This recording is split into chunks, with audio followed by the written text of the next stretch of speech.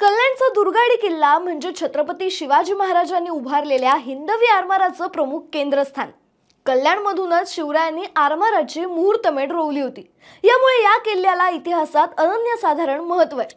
असं म्हणतात की या किल्ल्यावर असलेलं दुर्गामातेचं मंदिर शिवरायांनीच उभारलं होतं। पण गेल्या काही वर्षांपासून किल्ल्याचा एक वाद उफाळून आला होता। मजलिस या संघटनेने दुर्गाडी किल्ला वक्फ बोर्डाची प्रॉपर्टी असल्याचं क्लेम केलं आणि हा वाद कोर्टात गेला।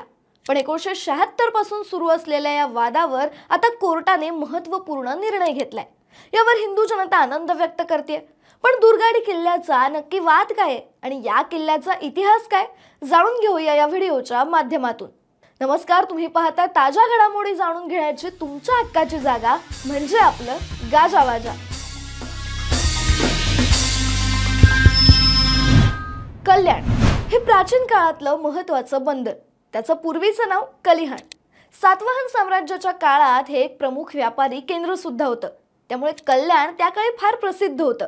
मुघलांच्या शासन काळात शहाजहानने कल्याण हे शहर भुईकोट किल्ल्याच्या स्वरूपात वसवलं होतं। त्याला 11 बुरुज आणि अनेक दरवाजे होते असे उल्लेख आहे। कल्याणचा हा किल्ला नंतर विजापूरच्या आदिलशहाने आपल्या ताब्यात घेतला। छत्रपती शिवाजी महाराजांनी 1654 साली कल्याण आणि भिवंडीचा महत्त्वपूर्ण प्रदेश आपल्या ताब्यात घेतला।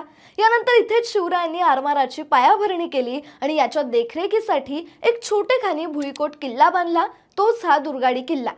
या किल्ल्याचं बांधकाम शिवरायांनी आबाजी महादेव यांना दिलं होतं। इथे किल्ला बांधण्यासाठी पाया खंदत असताना अमाप खजिना सापडला। त्यामुळे ही दुर्गामातेची कृपा समजून किल्ल्याचं नाव दुर्गाडी असं ठेवण्यात आलं। शिवरायांच्या हस्ते हे दुर्गा देवीचं मंदिर उभारण्यात आलं असं सांगितलं जातं। किल्ल्याबरोबर शिवरायांनी आरमारी गोदी बांधून लढाऊ जहाजांची निर्मिती इथेच सुरू केली होती। त्यासाठी 340 पोर्तुगीज कारागीर राबत होते असाही उल्लेख समकालीन कागदपत्रांमध्ये आहे। 1682 साली मुघल सरदार हसन अली खानने कल्याण जिंकलं, पण संभाजी राजांनी हल्ला करून कल्याण परत ताब्यात घेतलं।